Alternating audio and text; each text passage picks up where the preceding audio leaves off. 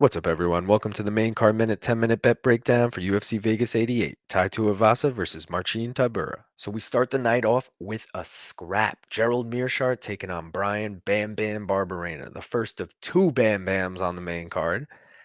Gerald Meerschaert, dude, 52 professional fights, 45 have ended by finish. That's 87%. Bam Bam, on the other hand, 29 professional fights, little tougher, 18 ended by finish. That's still a lot, including 11 by KO. That's important because Gerald Meerschaert has been knocked out 4 times, including last year to Joe Pyfer, pretty recently, okay? Bam Bam, on the other hand, has lost by submission 3 times, including 2 of his last 3. Gerald Meerschaert, 27 of his 35 wins by submission.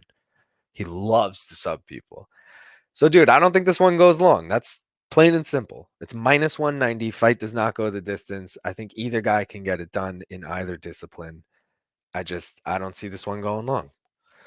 If you're looking for anything else to take, maybe a better single plus money, Bam Bam as an underdog. It's plus 205 right now, dude. He could definitely knock out GM3 or just win by decision. I could be totally wrong that this fight goes the distance or it doesn't go the distance. Either way, I think there's value there. And then GM3 by sub, the way he's going to get it done, plus 110. I mean, that to me seems like a good bet. Over 1.5 as a parlay piece, minus 170. Do with that what you will. Up next, we have the long awaited rematch. 6 years in the making. This should be headlining. I'm obviously joking. We're talking Pannie Kianzad versus Macy Chiasson. All right. You got to say it with the inflected French accent. Chiasson.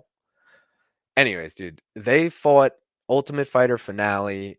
If you watched that season of Tough, which I'm sure I was the only person who did, they were both actually like really good on it and looked like the two best fighters. But yo, Macy was only 2-0 going into that. Pannie had 13 fights under her belt, including fucking beating Jessica Rose Clark and Lena Landsberg and fighting Tanya Evinger. Those are all 3 solid UFC vets on her way to the UFC. And Macy's 2-0 and Macy subbed her. So that shit was crazy. Since then, both been pretty dead even. Macy's 5-3, Pannie's 6-3. Pannie's 6-3 though, all 9 gone the distance. Macy does finish fights, but 3 of her last 5 gone the distance, okay? I like it to go the distance. It's minus 320. We're going to parlay it with Meerschaert and Barberena to not go the distance. And that gets us a nice even plus 100. I love that.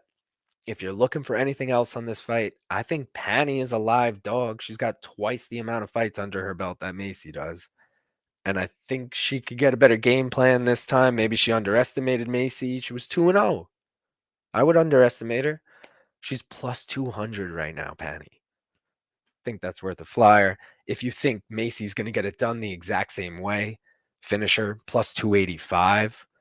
And if you just think it's going to go long like I do, but you like Macy to get it done, Macy by decision is plus 105.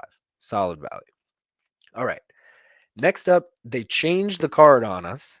Yesterday, they had Thiago Moises versus Mitch Ramirez, but they had no lines on it. So I couldn't make a bet on it anyway. They do have lines now if you're looking for them, though. Moises minus 360, Mitch Ramirez plus 295. Okay. Instead, they're going to open the main card now with Christian Rodriguez versus Isaac Dulgarian. But because I didn't get that in the other breakdown, I'm not going to actually throw down on this. But if you guys are looking for advice on it, Christian Rodriguez is an underdog here. He's plus 165. And in his last 2 fights, he's been an underdog and he's been a huge upset. He beat Raul Rosas Jr. and then he beat Cameron Simon. Both really fucking solid wins. He out-grappled both of them. Isaac Dulgarian, on the other hand, 6-0. All 6 wins by finish. All in the first round. I think C-Rod as a dog plus 165 is worth a flyer. I think Dulgarian by finish, the only way he's ever known, plus 160 is worth a flyer. But both guys never been finished. So the over 2.5 is minus 120 if you like that as a parlay piece. Again, I'm not taking those. Do with them what you will. Up next, We got OSP taking on Kennedy Nzechukwu. This one's like OSP. I mean, dude, he's fought 3 times in the last 3 years, knocked out 2 times, split decision to Shogun in between that. Like, all right, Shogun was 40 plus in that fight too.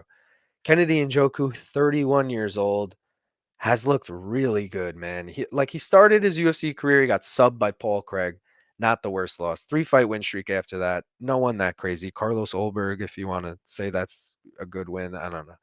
Loses 2 in a row after that, and then 3 more wins in a row after that, all by finish. Carl Roberson, Ion Kutalaba, and Devin Clark did just get knocked out by Dustin Jacoby, but dude, he's had 9 fights in the time that OSP has had 3. So I don't know.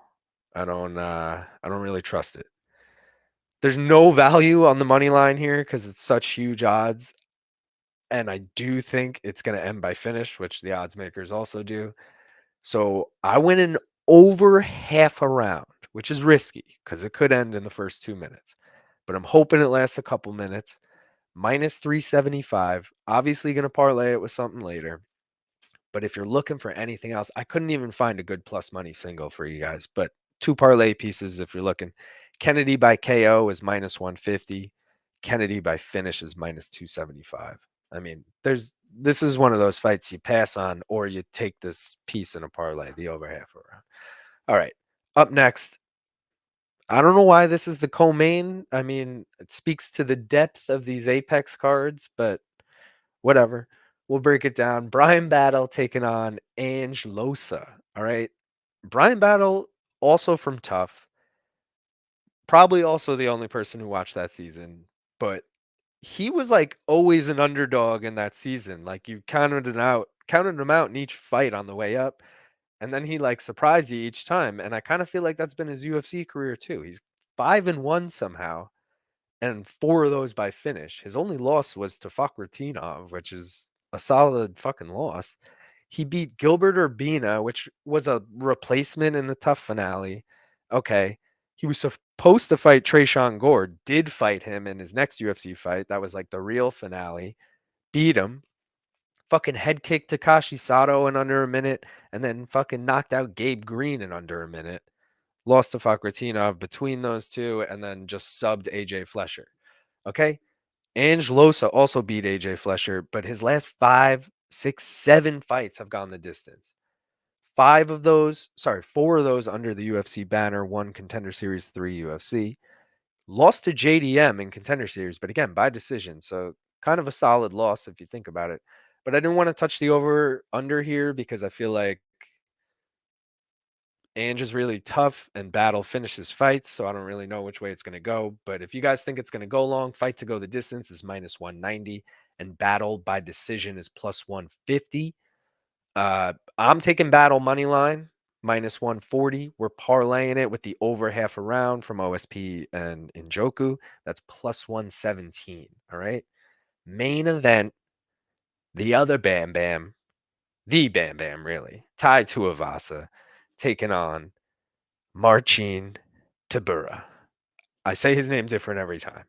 Anyways, poor Bam Bam, man. I love Bam Bam. I love the Aussies, but he's fucking lost 3 in a row, all by finish. It is heavyweight. Everyone loses by finish, but he just hasn't looked great.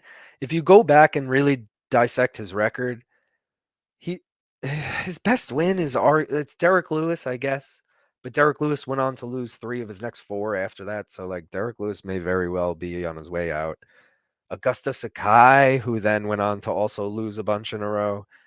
Greg Hardy, no. Harry Hunsucker, no. Stefan Struve, solid vet. I think Andre Arlovsky in 2018 is his best win because if Andre Arlovsky is still fighting and still beating people, so that's 6 years ago you beat him, like, all right, that's a legit win. But he kind of loses every time he steps it up, man. He lost to JDS, fucking Blagoy, Ivanov, Sergey Spivak, Cyril Gahn, Sergey Pavlovich, and Volkov. Tybura did just lose to Aspinall, but other than that, man, he went on a 7-1 run before that, losing only to Volkov. Again, not the biggest names, but Romanov, I guess, Blagoy, and Ben Rothwell. Solid. I don't know. I like Tybura here. I mean, I'm reluctant to say it because I love Ty, but he's plus 114. I got to throw a flyer on it. And that's going to do it. Thanks for watching. Enjoy the fights.